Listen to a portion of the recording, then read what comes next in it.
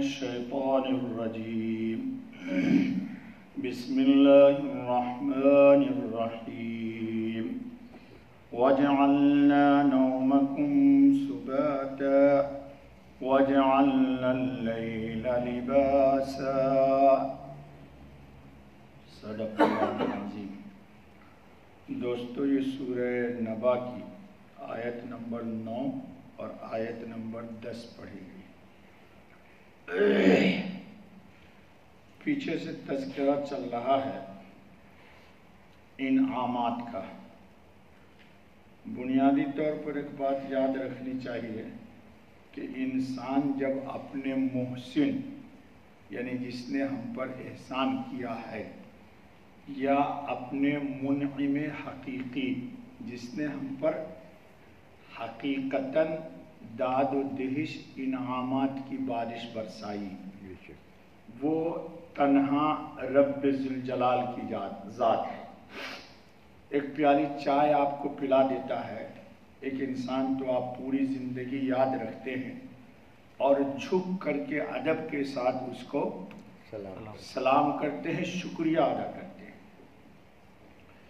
تو ایک پیالی چائے پینے پر جب آپ اپنے محسن کو پہچان سکتے ہیں تو رب ذوالجلال جس نے ایک بوند ناپاک پانی سے اتنا خوبصورت انسان بنایا اور تصور سے بالا تر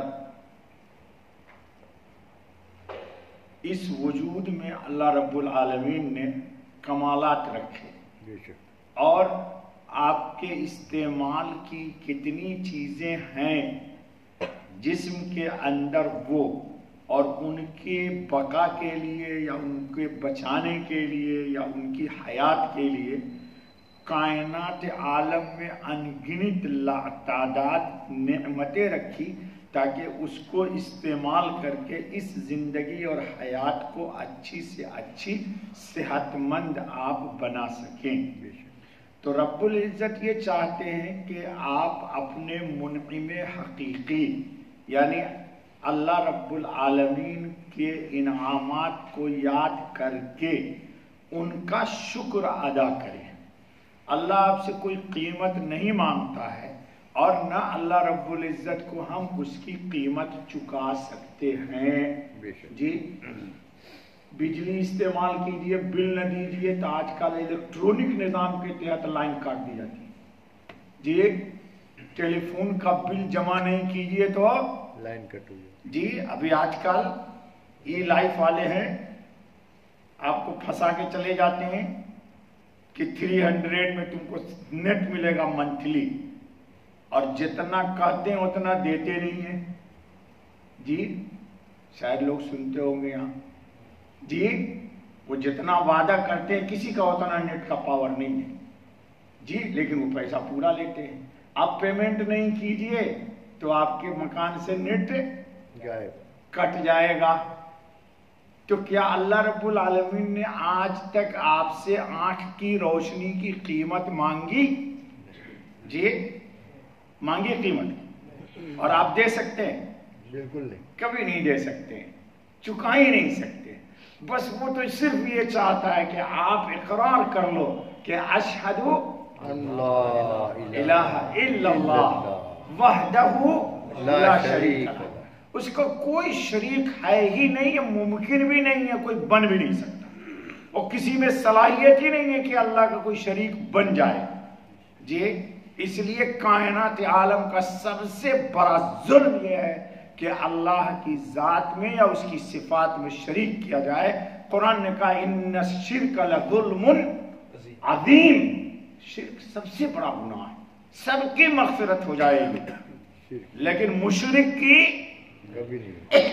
اچھا دوستو، تو آپ تو مشرک نہیں، آپ تو اللہ کو ماننے والے ہیں۔ تو ماننے والوں کے اندر شان اطاعت کیسے پیدا ہوگی، شان عبادت کیسے پیدا ہوگی؟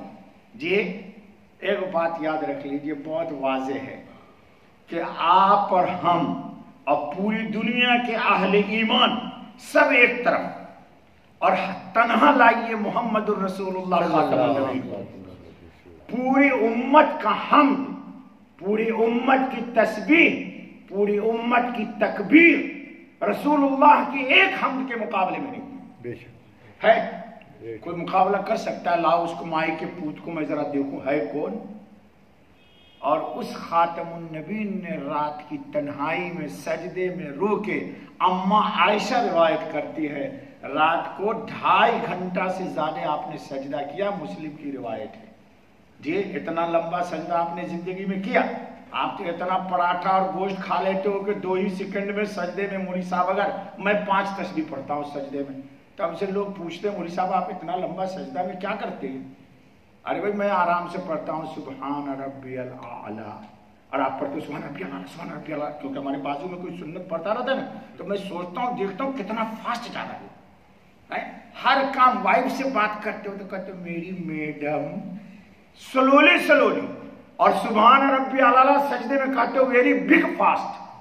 قسم خدا کی اللہ اگر قیامت میں پوچھ لے گا تم سے کہ میری تسبیح میں تجھے اجرت کیا تھی تو آپ جواب نہیں دے سکو گے۔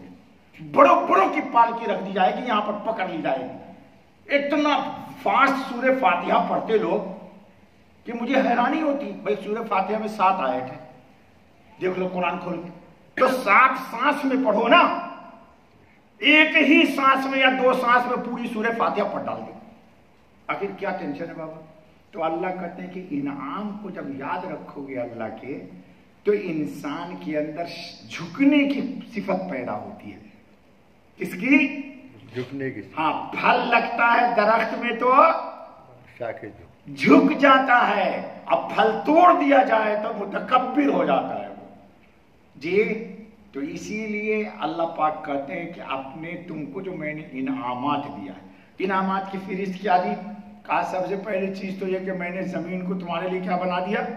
بچھونا بنا دیا۔ ایسا بچھونا بنایا کہ جاتے ہو زپ کھولتے ہو اور گورنر کھول کے پیشاب کر دیتے ہو پاک مٹی پر، جہاں پر کوئی ہو سکتا ہے سجدہ کر سکتا ہے، اور مٹی کو بھی ناپاک کر دیتے ہو۔ یہ تو اللہ کی قدرت ہے، اس کو پاک کر دیتا ہے۔